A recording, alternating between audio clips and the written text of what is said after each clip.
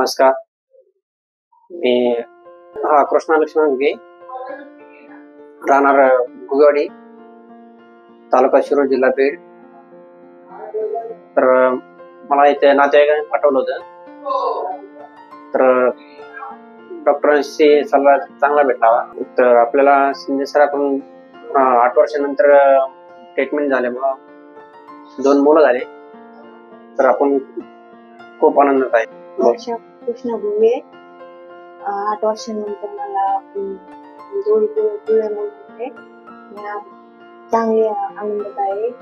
शिंदे सरांकडून चांगले ट्रीटमेंट घेतली, त्यांच्या अभिनंदन नातेवाईकांना आनंद झाला.